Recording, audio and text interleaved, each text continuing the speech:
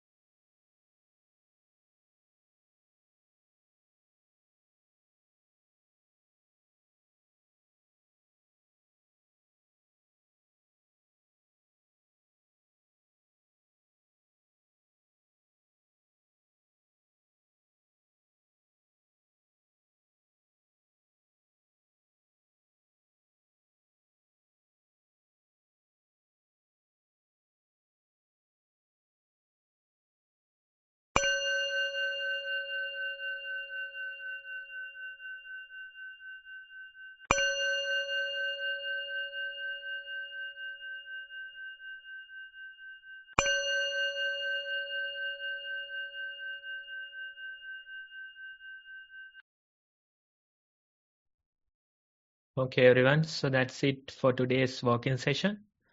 This is about 10-15 minutes of walking just to give you an idea so you can practice on your own.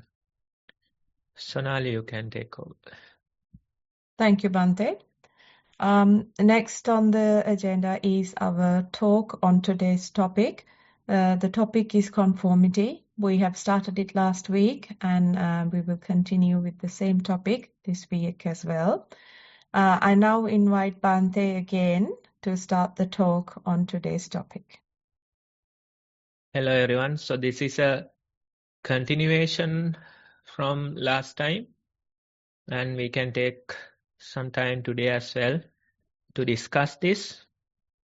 Now, when we think about the topic conformity, you can see a lot of research behind this. If you go on YouTube or if you search on internet, you can find a lot of research that's done on the topic. And one of the famous research on conformity is called ash line experiment. They are a simple task.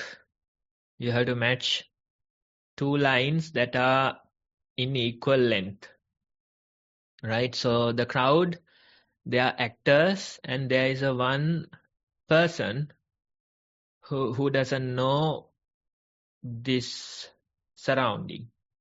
Like that person, he doesn't know that the rest of the crowd, they're actors, right? So what they simply do, initially they build trust by selecting correct answers. Then towards the middle of the experiment, these paid actors, they start picking a wrong answer. And you can see the pressure building when the group is selecting a wrong answer as the correct one. The subject of the experiment, he or she looking around to see what is happening.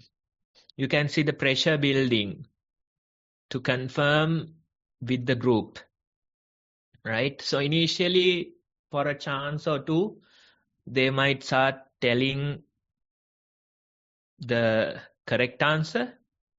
But when you do it for a few times, you can clearly see the subject of the experiment. He or she will start confirming with the rest of the group, right? So this is one of the famous experiments done on conformity, and it is called ash line experiment. Similar type of other experiments are done, how this peer pressure, how this desire to fit in will influence us. Especially when we are in a crowd, we follow the masses. We have this desire to fit in. You don't like to be the black sheep.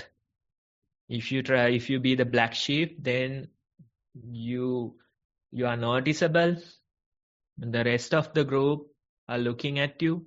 So you can see there's a pressure building, right? So you might feel that this is a worldly topic when we think about the topic conformity. But in our lives, most of the time, we are following the masses.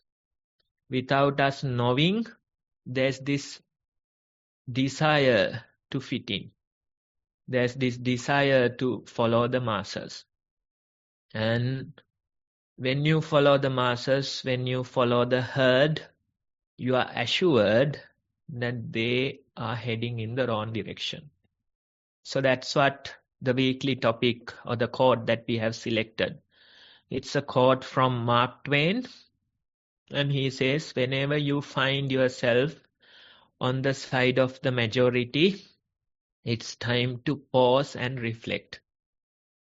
Because whenever you find yourself of the side of the majority, that it is most probable that you are in the wrong side. Right? So that's the topic or the idea for the week. And last time also we discussed certain aspects. And today I would like to take you towards a different direction, which will more align with the practice that we are doing. Now, let's say there's this Zen concept that talks about an incomplete circle. In Japanese, they call it enzo. It's a circle, but the ends of the circle, it is not connected. So you can see an arc on one side, then the other side, there's this opening. It is called incomplete circle in Zen, right? Enso. So this, let's say, when you draw a circle, right, there's this urge to complete the rest of it. We don't like imperfections in our life, right? So if you start drawing a circle, you have to finish it. If you keep it open, then somebody else might come and finish it. Even at homes, you can see this happening, right? When you leave something incomplete, the others, they don't like it, especially people with OCD tendencies. They start to struggle. They become anxious because this is incomplete, right? So you can see this happening. It's a funny thing in a way. There's this urge to complete it, right? But in reality, when we think about the reality, you can't always explain it. You can't fully explain it. You can explain a certain aspect of it, but the rest you have to understand by experiencing. That's the nature of this world. No matter how much you try, still there'll be a gap. When you communicate something to a person, you can really experience this. No matter how much you try, no matter how effective your communication is, still there's a gap. You communicate your message, but what is delivered is different. Right? If you are successful in communication, if you are effective, then you can probably communicate like 30-40% of the message, but still remaining 60-70%. It is up to the other person to grasp it. Right? So even in communication, even in other things, you can see no matter how much you try, there'll be always this gap. That's the nature. That's the reality that we live in. Same goes for the practice. Same goes for the meditation. Same goes for the Dhamma. Even Buddha, in his initial stages, he thought not to teach this. In his mind, he was reflecting, thinking, whatever I realized, it's difficult to explain to somebody else. And if I try this, if I try explaining this, then it'll be a hell of a task. I'll have to go through a lot of trouble in order to communicate this to the other people. Right? That was Buddha's thought. But somehow, at the end of the day, it's like when a flower blooms, naturally you can feel it to the surroundings. When a flower blooms, the fragrance, they are spread to the surrounding naturally. Similarly, Buddha took his chances with the teaching, and somehow he was able to communicate this to many people, many beings, right? So when you think about the practice, when you think about meditation, we gather here every week and we try to explain the path. Not only me, even the people who are sharing their experiences, people who are adding their remarks or comments, right? We all try to communicate the practice. As a group, we try to communicate to each other. But are we successful in communicating? That's a question. Maybe for 10-20% we are successful, but the remaining 80% or so, the other person will have to practice and grasp it. That's the very idea. Because, even in the practice of Dhamma, we can see this incomplete circle effect, right? No matter how much you try, you can explain that arc, which is the part of the circle that is drawn. But the remaining part, you will always have to keep it open for the practitioner to do it and realize, right? So that's the very idea. So when we think about the circle that is drawn, or the part or the arc that is drawn, that is more like conformity. Even in the practice of Dhamma, we have this following the masses, right? Fit in with the group. When we probably not the worldly following, instead you try to follow a group of meditators. You try to follow a group of practitioners. You try to follow the Buddha's teaching. That way we try to fit in with a group of people who are following the practice, right? So when we think about that circle, the arc that is drawn, that is more like the conformity. What is behind it, right? Maybe we have certain rules that we try to follow, right? For example, 5 precepts. You try to follow 5 precepts in your life. Even in a lay life, you can try and do it, right? So following 5 precepts, it's like aligning yourself with the teaching, aligning yourself with the Buddha's guidelines. Then when it comes to a monastery like this, we have certain guidelines. We have a timetable that is recommended for the yogis who are residential. So that timetable is basically aligning with the group. Conformity in effect, right? So that way you can see, even when it comes to the practice of Dhamma, you can see certain things that we follow as a group. That circle, part of it is drawn. There's an arc that is drawn, right? That drawn part, that arc is more like conformity with the group. So you have certain rules like precepts, things like that. Then you have rites and rituals that we follow. Then maybe text that contains Buddha's teaching. Even certain guidelines about the practice.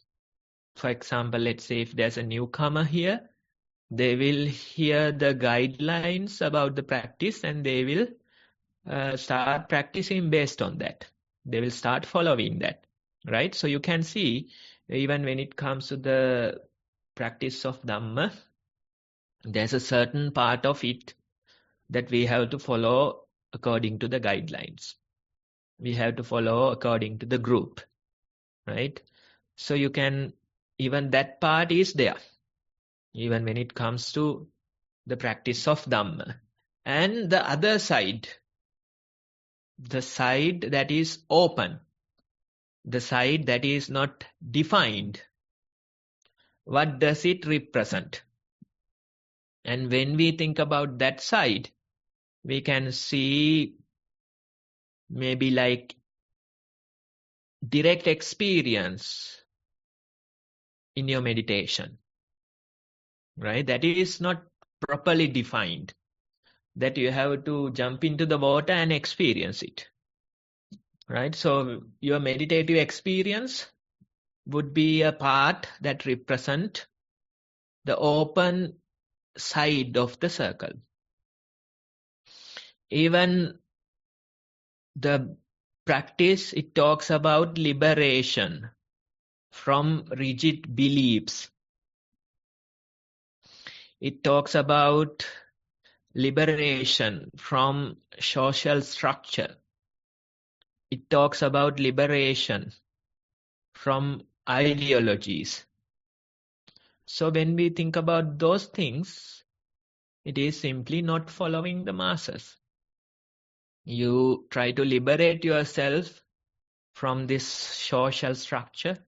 You try to liberate yourself from the rigid beliefs, right? So that way, you can see even in the practice of Dhamma, we can show two sides. One side, it will represent following the masses, following the rites and rituals, following the rules, following the text that is given to us, right? So it represents aligning with the group, following the meditative group, right? But the open side of the circle, the Enso circle, it represents not aligning yourself with the masses. It represents the practical experience that you will get through the practice of meditation. It represents liberation from certain ideologies or rigid beliefs. It represents liberation from the social structure, right? So that way, even in the path of the Dhamma, you can see these two sides. These two sides, we are usually seeing it in the outside world, but even in the practice, you can separate it. You can separate it according to the circle that is incomplete circle in Zen. And you have to balance both these sides. Some people, they would say, I don't have a need to follow the masses. Some people, they would argue, I don't have to follow these rules.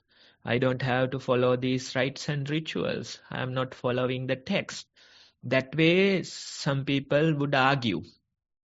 They would try to reject the aligning with the masses, and they would try to find only the liberation part. But that's not how it works. You have to balance these two sides. Especially when we are with a group, we have to align ourselves to the norms of the group. Right? Otherwise, you will harm somebody else in your actions. That's not acceptable. Right? Coming to a meditation center and singing wouldn't be acceptable. Right? So those things, you have to follow certain rules. Although it is conformity in action, that's important. Otherwise, how can we find liberation? Right? So that part is also important. Then some people, they would try to argue, they would try to reject the open end of the circle. they would say, I don't need liberation. I don't need practice of Dhamma. I will only follow the rules. I will only follow the masses. I will only follow the text. I will only follow the rites and rituals. That way, some people might think, they might argue, right? So that's basically following the herd. Nowadays, you can see this in action, especially during this month, right? Katina ceremonies, they are everywhere. You escape yourself into a Western country, still you find Katina ceremonies, right? And most of the first generation or the second generation children, they know the temple as Katina ceremonies. And some of the kids, they are calling it black magic, right? I met certain Canadian kids and they say it's black magic because you only follow the rites and rituals. You only follow the ceremonies, right? But there is much deeper teachings from Buddha. Buddha talks about liberation. Buddha talks about liberating yourself from the social structures, liberating yourself from this, conformity. But if you don't talk about that part, if you don't know that part, then you are simply following the masses. Right? That is happening everywhere in the world. According to our knowledge, this is the only place in the world that doesn't have Katina ceremonies. Nissarana. That's the only place according to our knowledge. Right? Otherwise, you need it. You have to make sure that the temple is supported for the year. So you do these ceremonies. You have to make sure that, you show some colors to the village. You do these ceremonies. You take the loudest loudspeakers and you somehow try to show the world that we are doing something. Right? So that's basically, if you do that part only, what happens is that you simply follow the masses. You are simply following the rites and rituals. That's all you know. So these people, they align themselves with the closed side of the circle. They only know the closed side of the circle. They don't care. They don't want to go to the other side. Right? But when it comes through practice, you have to understand both these sides. You have to understand rules, you have to understand rites and rituals, you have to understand the text a little, you have to get certain guidelines on the practice. That part is necessary. Then again, in your practice, you try to experience the open end of the circle, the unknown part. That part nobody else can teach you. Even Buddha can't do it. Buddha says, Akataro Tathagato. Buddhas are showing the path. You yourself will have to walk on it. That's the very idea. So, in your practice, you have to experience this open end, the unknown part. That part is difficult. That part is difficult to understand. But time after time, we sit in our meditation, we walk in our meditation, we somehow gather certain number of meditation hours, and in the process, we get to experience this open end. You come back, you have to discuss your experience, you present your meditation reports, actively participate in the discussion. That way, you get the support of the closed end of the circle. You get that support. Again, you go to that open end. Again, you go to that unknown part of the circle. Right? So that way, time after time, you come to the structure. You come to the closed end of the circle. Again and again, you go to the unknown the open end of the circle. This way, we try to develop both ends of the circle, right? In a way, we are conforming ourselves with certain things. In a way, we are practicing non-conformity, right? Both these things we are practicing in the path. And when it comes to the idea of self, forget about the outside world, forget about the conformity in the outside world. But when it comes to the idea of self, that is basically deep psychological conformity. In our psyche, we conform ourselves to a self. And that becomes our foundation. That's how we function.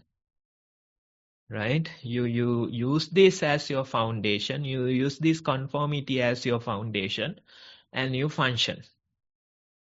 Right? So in the path of the Dhamma, we try to address the greatest of all the conformity. What is the greatest of all the conformity? Basically, the illusion of self. We have been conforming ourselves for a long time with the illusion of self. But in the path of the practice, you try to challenge it.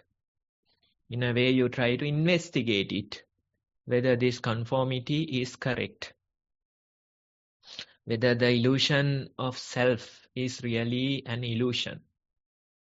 Right? So that is the deeper experience or deeper path of the meditative practice that we are doing. Initially, you start with a little practice, but gradually, in time, when you continue your practice, you really try to challenge the greatest conformity that's out there. Right? It is the very conformity that's within you. The deep psychological conformity to a self. Right? And when it comes to Buddhist, let's say, they have this mantra, something like a mantra. They always say non-self. That's their mantra. They keep saying there is no self in this. They read the text and they try to make that statement. Even I remember I met a foreign lady. She was from Germany and she went around the country for like 3 weeks. And on the way to the airport, she came here and was introducing herself saying, Bhante, I am a high school teacher from Germany and I am devoted to Buddhism. I went around the country getting to know different teachers, different practices. And in the process, I got to know a lot of information about the practice of Dhamma. And in her statement, in her opening statement, she said, now I am experiencing the non-self nature within me. That was her opening statement. But I had to tell her, you don't start with that. You don't say, I experience non-self nature within me. That's not the correct way. Instead, you investigate if there is a self, where is it? That's the whole investigation. That's the whole self-observation that we do. Right? We don't directly say that there is no self. Right? It sounds like a buzzword. It sounds like a mantra. But that's not accurate.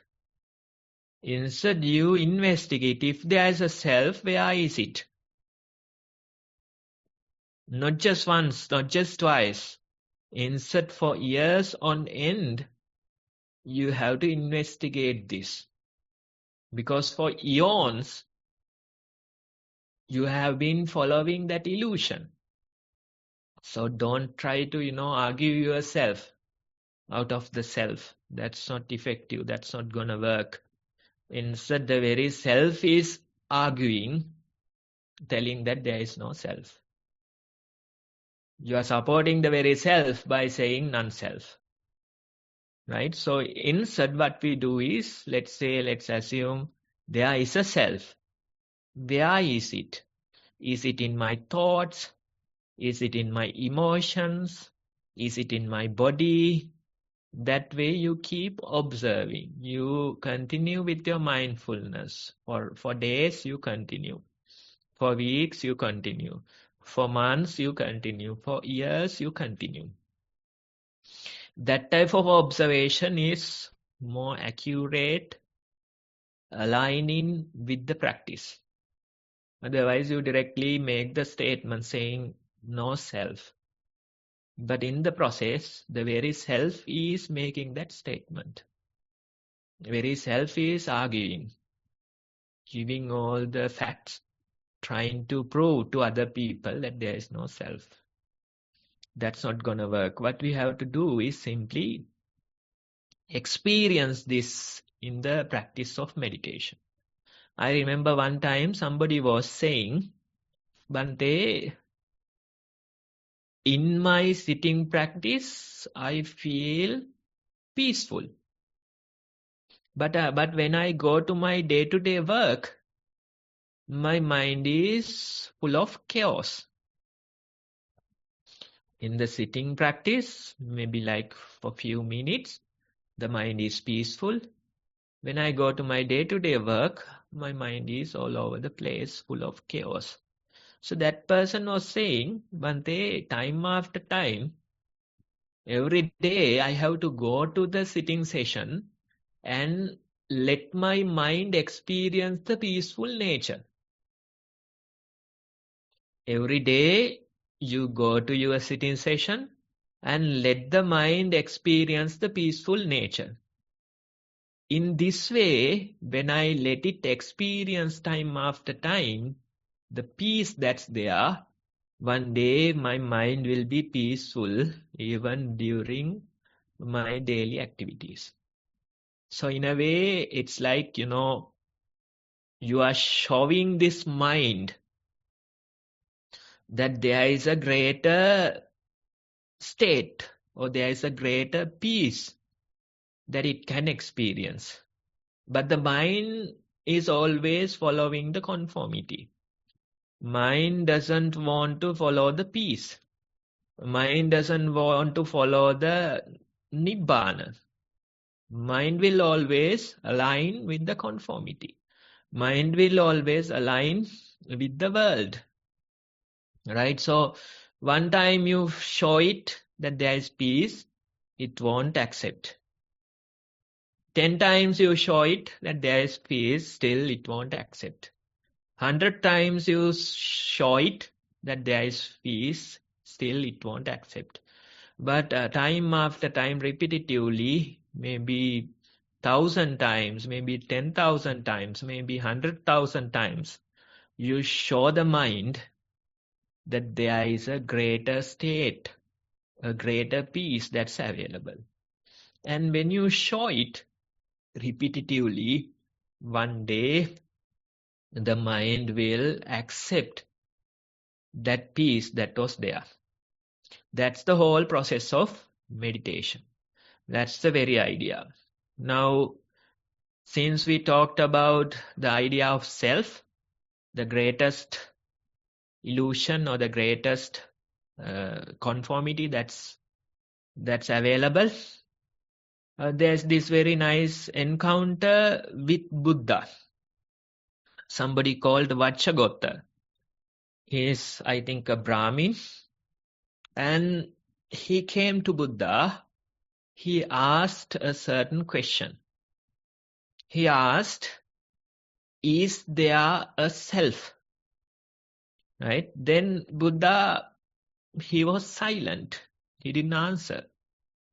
Then again the Vacchagotta, he is asking, is there no self? Again the Buddha is silent.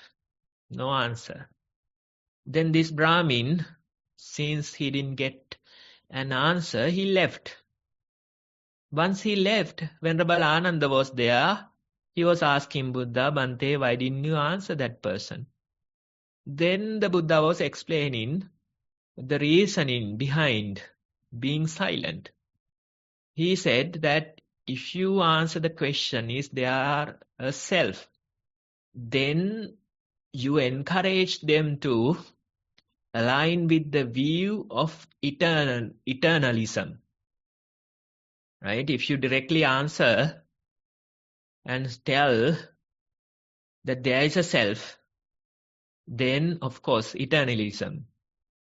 The soul continues. It's like changing clothes. You wear this cloth, the body, in this life. Then at the end of the life, the soul leaves your body and start wearing a fresh cloth. Right? Something like that, some similar idea. But there's this solid soul that goes life to life. Eternalism. Existence continues. Something like that. Then if you answer the question, is there no self, then that person might start following the view of nihilism. When you follow the view of nihilism, what happens is that if there is only this life, then I can do whatever and simply enjoy. I don't have to follow the rules. I don't have to follow the precepts. I don't have to earn properly. Instead, I can do whatever and simply enjoy the life that's given to me. That's all there is at the deathbed. There's no continuation. Something like that. So that view is also wrong. If you start following that view, then there is no need to gather here. You can simply go out and enjoy the Saturday, right? That's how it is, right? There's no need for the practice. There's no need to earn properly. Instead, you can rob a bank and simply enjoy that money. So that way, if you align yourself with a view like nihilism, then again there's a problem.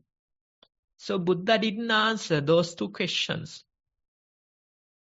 Right? Is there a self? He didn't answer. Is there a no self? He didn't answer. Right? If you go and ask the same question from a Buddhist, is there a no self?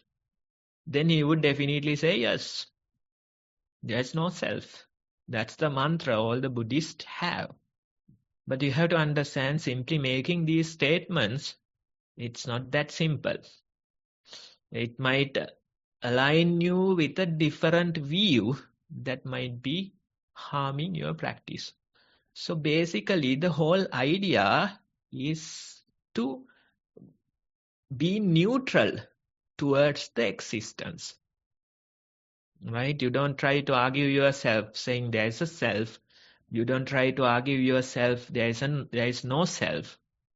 Those two are more like extremes.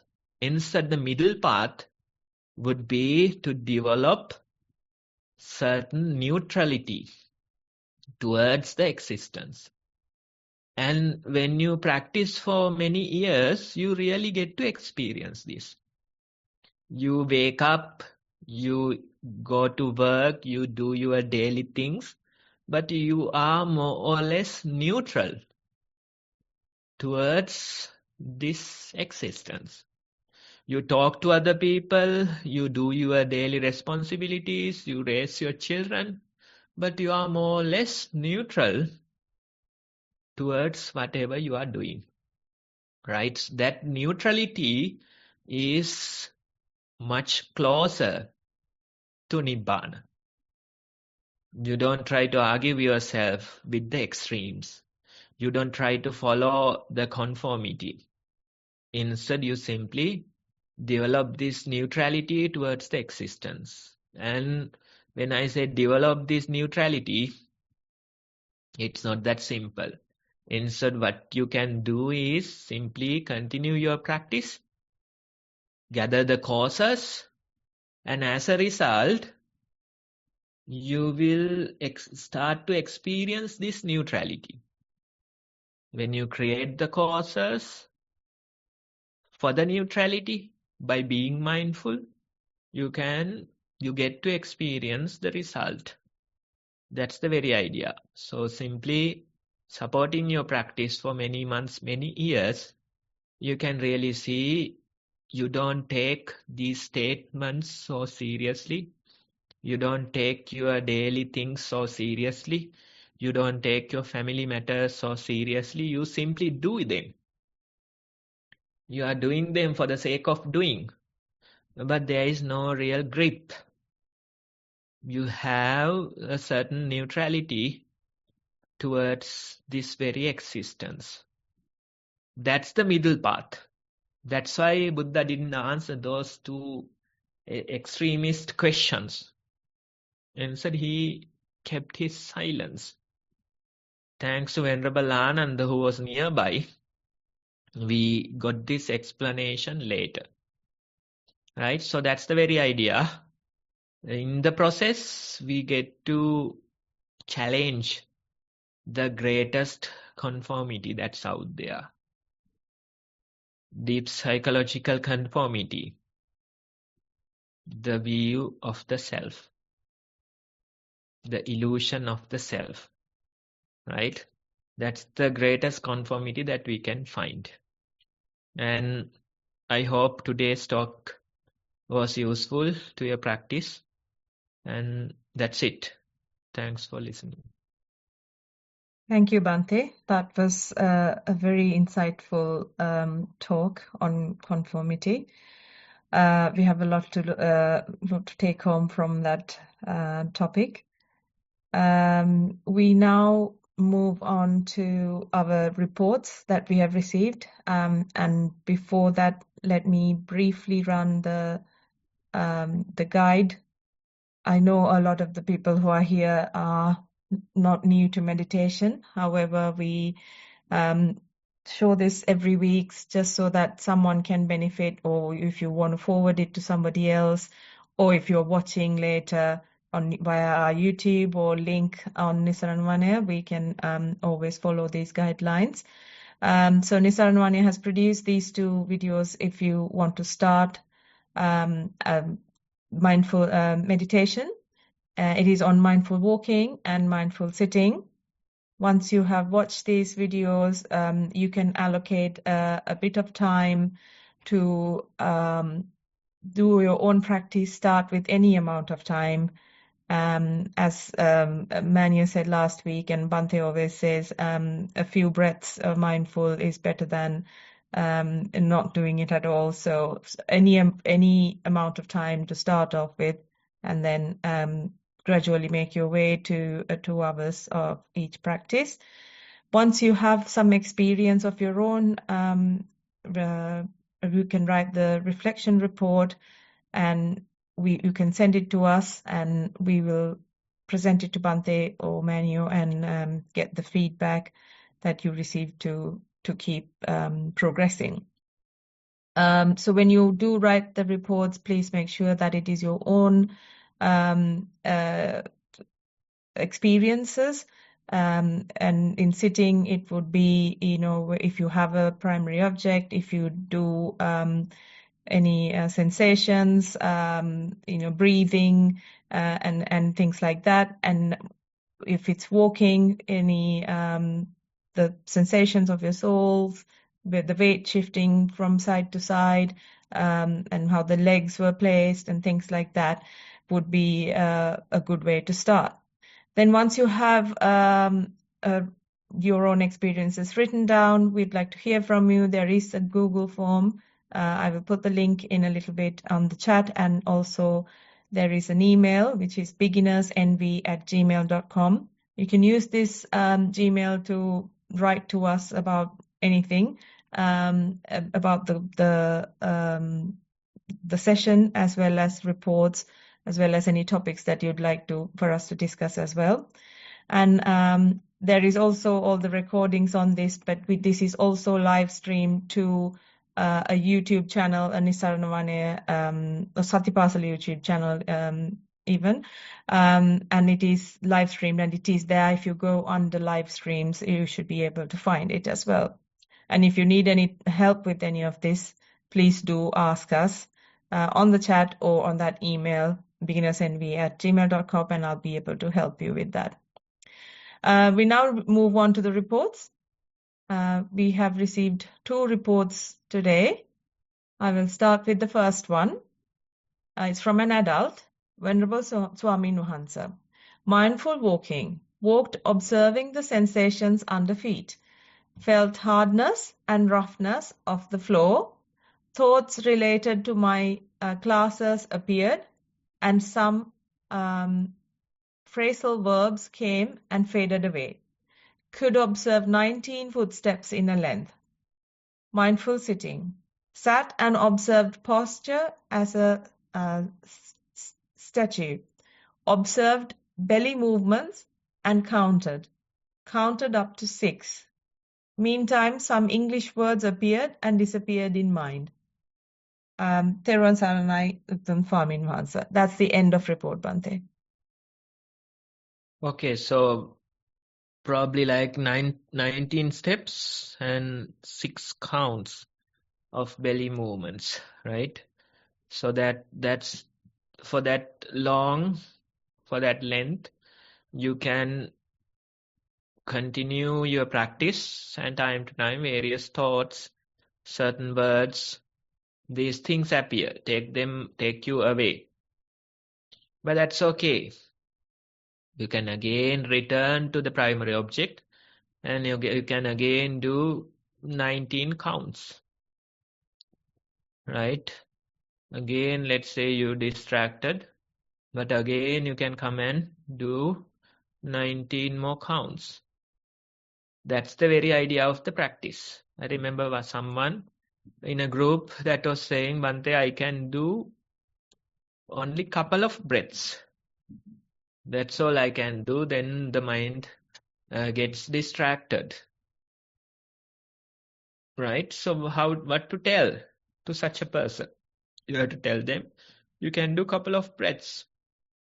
That's a start. Now do many rounds of such couples. Right? That's the very idea of the practice. Otherwise, if you wish that the mind will always stay with the primary object, that is not practical. The mind will follow its tendencies, that's natural. But among those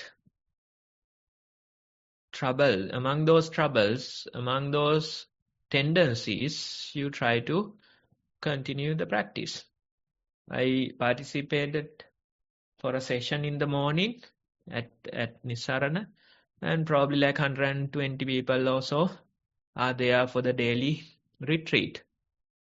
Right? Some newcomers were there, and you can see they can't even keep their eyes closed. They can't even stay still for like a minute. Especially few people who wasn't comfortable in the posture. Mostly newcomers, right? So you can see every minute they are changing their posture. Every minute or every few seconds they are opening their eyes. That way they are struggling. It feels like out of the world torture. The worst thing you can do to a worldly person is simply send them to a retreat. It's like a visit to hell. Seriously. That's how it is, you somehow convince them. Even I remember I one time did. There was this person who didn't do the practice. Somehow I convinced them to come for like 3 days. Right? I was commenting about the nature, the beautiful sceneries and the waterways and everything. Right? So this person somehow came. But after spending the first night, the mind was crazy like anything. And cursing, blaming the person who convinced them to come. Right? So if you have an enemy, the best thing you can do is somehow send them to a retreat. Send them to a residential retreat, maybe like 3-4 days. And it will be one of the greatest tortures that they have experienced. It's not easy, it's real. You can see how much they are struggling. You can't help them. They just have to somehow overcome that state of mind. Right? They have to continue their practice little by little and uplift themselves from that state of mind. That's the very idea. How to uplift? Simply follow 19 counts. Every 19 counts you get distracted, but that's okay. Again you bring your attention back, again you do 19 more counts. That's the way of the practice. And when you do it for maybe like days, maybe when you do it for weeks, when you do it for months, you can see that you are uplifting this mind to a better state. That's the whole idea. Thank you, Bhante. We have another report, again from an adult. Sitting meditation, watching breath. Noted long and short breaths which disappeared quickly. Mind went to past and future, but came back to breath soon. The breath reappeared, sleepiness arose and passed. Warm out breath and cooler in breaths noted. Felt a heartbeat with the breaths at times. Sounds heard not distracting. Thoughts distracting at times. Meditated for 40 minutes. Walking meditation. Walked on tile floor, noting sensations on soles of feet. Felt warmth and cold in parts of floor, uneven surface of tiles, hardness of floor compared to softer parts of foot. Pains in foot which pass quickly and change to another part of foot. Noted intention in mind to lift, move and place foot during some of the walking. The pace changing spontaneously. Also observed turning right at times and to left at other times. Sounds heard, not distracting. Different sensations on face and body observed to arise and pass. Walked for 1 hour. Mindfulness in the day. Despite a busy week, mind calm, mostly staying on task at hand and not doing too much to the past or future. When interacting with family members, noting less irritation when mindful, or if irritation arises, catching it as it arises. However, in unmindful moments, noting how anger arises, resulting in harsh speech or angry silence. On reflection in hindsight, noting how the sense of I or holding on to a view supports this. That's the end of report. Much gratitude to Bhante and the organizers. Yes, so in your report you say that the sounds are not distracting, but the thoughts are distracting, right? So it's something that you can work on. In your formal practice, when thoughts come, that's where your practice should be. That's something you can improve in your practice, right? So when the thoughts come, don't try to rush yourself to the primary object. Instead, simply be with the thought for a while. Be mindful and simply stay with the thought without returning to the primary object and see what happens. And when you try to do this, sometimes the thoughts start proliferating.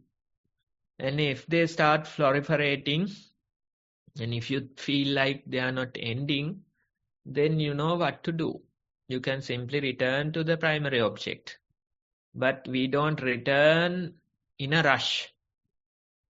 Instead, we take some time with the thought and see what is happening. You don't have to do much. Simply be with the thought and see whether it is truly distracting. Whether you can continue your mindfulness among the thoughts. Let's say your breath, you are mindful. Then a thought comes. Again, after a while, you return to your breath. Can you be mindful throughout this whole process? That's the very idea. Mindfulness of breath won't be there, right? Initially, the mindfulness of breath, then mindfulness of thought, then again, the mindfulness of breath returns. So this whole cycle, whole process, can you be mindful? That way we try to approach these things differently. When you get a hold of the correct practice, you can really work on these things, especially when you mention the thoughts are distracting. That's something you can work on. Then the daily part, you can see certain emotions, certain things arising. That's natural. It takes some time to figure out the proper balance. So being unmindful, don't get discouraged. That happens. That is natural. And one important thing you mentioned, anger in silence. Right? That something happens at homes. You are silent, but you are angry. Especially probably the mothers, they do this. Yes, they are angry and they stay mute. Although they stay mute, still their minds are so loud and full of anger. Right? So these things, it's good to, observe. Sometimes you say harsh words when you're angry. Sometimes you are angry in silence. Right? Both the things represent two phases of anger. Right? So that way, we don't try to deny these emotions. These things are more like human emotions. What we do is simply observe different facets, different phases of them. That observation you can continue. Thank you, Bhante. Now we have come to the end of the reports. We do have time for questions, and we already have one hand raised. You can go ahead and unmute yourself and ask your question.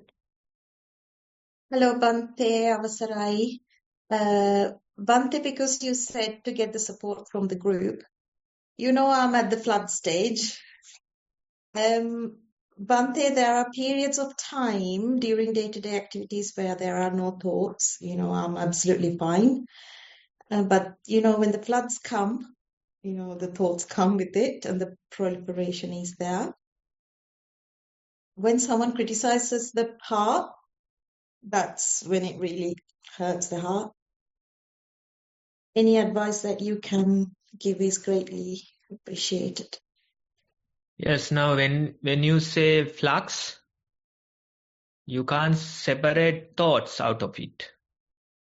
The very word flux include everything. Thoughts too are part of it.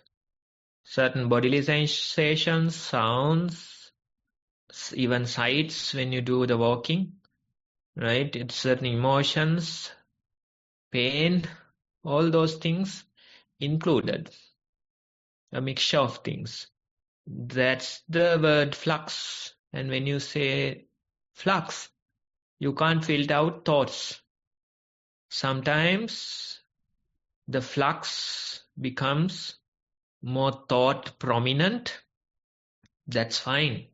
That happens with certain, outside situations.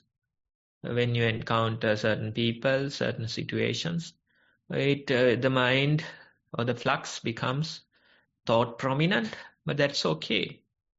That's okay because the flux is flux, right? You can't filter out things. You can't say this shouldn't be there, right? The whole process we identify as flux. Simply being with it would be your practice, right? Let the thoughts come and go. Simply go with the flow. That's the very idea. When you reach such a level, especially in your statement, if you are saying flux, then you can't filter out thoughts out of it, right? And then that's the first one. Then the second part is interesting. When someone criticizes the practice, when someone criticizes the Buddha, do we get angry? That's the question that you have to ask. There's this one encounter with Buddha. Certain monks along with the Buddha was traveling on foot, and at that time you have to go through certain forest areas, certain dangerous areas. So when traveling, groups are traveling together, right? Like a caravan. So Buddha and his followers, the monks, they were traveling. Then some other teachers, followers, they were traveling. Lay people were traveling. Merchants were traveling that way, right? So in this weeks-long travel, certain monks, they experience that one of the people in the group was praising the Buddha. He was a disciple of some other teacher, and this disciple was praising the Buddha. Then the teacher was blaming the Buddha, right? Along the way, maybe like for many days, they experienced this. So finally these monks, they decide to come to Buddha and complain. Probably appreciate the disciple, saying that boy, he's nice. He's praising the Buddha, while his own teacher is blaming. So they made this statement thinking that Buddha would give some solution to this. But Buddha, in return, told them, monks, if you were happy when that person was praising the Buddha, then you are caught. If you got angry when that person was blaming the Buddha, then you are caught. You are caught in the process of samsara. You are caught in the world. Right? The world is always full of praise and blame. That's the world. So when we get happy, when we are praised, then we are caught in the world. When we get angry, when we are blamed, then again we are caught in the world. Right? So allow other people to criticize the practice. Right? And see your inner reaction. See that you are getting caught in the process time after time. You are getting caught in the world time after time. That would be your observation. So in a way, the outside people, they are helping your practice, coming to you and criticizing the very own practice that you are doing, right? You have to pay them for doing such things. Panchani, I hope you got your answer. Yes, Bante, I should thank them for challenging me. But over and over Don't again, do, when you have to it's pay them.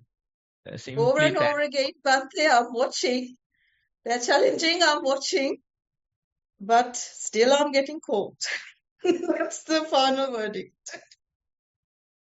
Okay, so we will move on to the next person. There's another hand raised. Samantha, would you like to unmute and ask your question? Thank you, Sonali.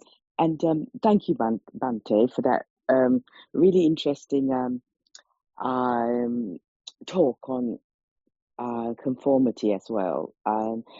Funnily, recently I've been, well, a lot of time actually, this thought of the self, I've been investigating or reflecting on. And I was just thinking, what is it that makes me, think of her as a self? And recently I was just sort of like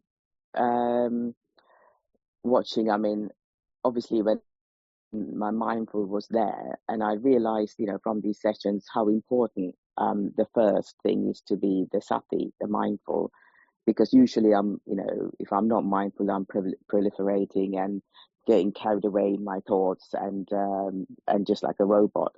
So I thank you for highlighting mindfulness, because I'm finally thinking in what exactly mindfulness is all about, why it's so important. So once when I'm in that mode of mindfulness, I realized that I'm driven by my likes and dislikes a lot. Everything is like put into that category, more or less. So if I like something, I sort of like go along with that, and if I dislike, I get all my negative reactions or things like that. So that's what's driving me in life, more or less. But I haven't actually gone deeper into it. It was just a little thing that I just noticed, and there again, I sort of like thought about it, and then I thought, well, I'm also driven by causes. I'm a process. Like if I'm like hungry, the body, that's just, I have no control of it. The hunger has come, and I had to go and do something. I had to go and eat something, and then if I have to go work, it's a process. The time I'm driven by a certain time. I had to get the train, so I had to rush off to that train, and then in the meantime, if I had to do something else, there's something else that's important, like I don't know, to give some medication to someone, I had to do that. So everything, there's a reason for doing things. So then I'm sort of thinking, what exactly am I doing out of my own will? So those two are sort of like in tangent. I'm just reflecting. So I'm just thinking, am I going in the right way of reflecting and trying to experience thinking about my feelings, being mindful of it? Does that make sense, Bante? Yes, so thank you for sharing. Now, as you said, it's a process. Even likes and dislikes, it's a mind-made process, right? So we can identify the whole thing as a process. There's no real person in it. It's simply a process, right? Some are bodily needs, some are mind-made. You are following this process. You are going with this process, right? So the very idea of the practice is simply to be aware. We are not trying to change the process. Some people, they would argue that if I don't feed my hunger, then I'll be enlightened, right?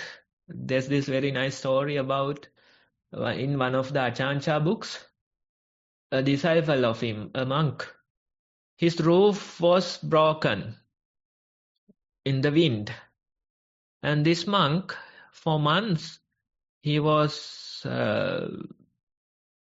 didn't fix the roof, and the water was pouring, and he was wet inside his kuti for months, trying to see that I won't feed this desire to be under a roof. right? And Ajahn Chai was making fun of him, saying although he was wet for months, I don't think he grew any wiser. That was the statement that Ajahn Chah made. So you can see these things you have to do. That's fine. When you're hungry, you have to feed yourself, right? But by not doing that, it won't get you closer to enlightenment, right? But the very idea of the practice is simply to be aware that this is how things are happening. Earlier you thought that there is your own will. There's a free will for you, right? You thought that you choose to feed yourself. You choose to get angry. You justified yourself giving various reasons for these things. But now it's more like weather. It's a process. It's a process. Even physical needs or the mental, both of these things are simply a process. What you do is simply to be aware of that process. This is how these things are happening. And what is free will? Right? What do we do with free will? That observation we are doing, we are keeping it open and see. If I do few days of observation, if I do few weeks of observation, if I do few months of observation, if I do few years of observation, can I come closer to the reality? That's the very idea. So good. You are on a good path. You are on a good way of practice. So continue and see how things work. I hope your question was answered, Samantha. We now have gone over the time limit that we usually take. So I think now we will move on to ending the session. So thank you to everyone who shared your reports and asked questions as well, because it does benefit all of us at the end. On behalf of the organizers, I would like to now thank Venerable Homagama Dhamma Kusala Thero for his continued guidance on this program and continuously helping us and supporting us. We can't also forget the Chief Abbot of Nissarana Vanaya, Venerable Udayiriyagama Dhammajiva Mahathero, whose idea was to initiate this program. May they both, with this merit, improve their own practice as well. Thank you to all the organizers and everyone who's sending us reports, feedback to improve the session. And thank you to everyone who might be watching later as well. And as usual, our program will commence 1 p.m. in Sri Lankan time. We have now changed the British time and Australian time from what we can see. So please remember that and pass on the message to everyone who may have missed today's session even, that we are now 7:30 a.m. in UK time. So we will not change the time, will not change in Sri Lanka. It's 1 p.m. Sri Lankan time. So I will now end the session. May you all have a happy and mindful week ahead.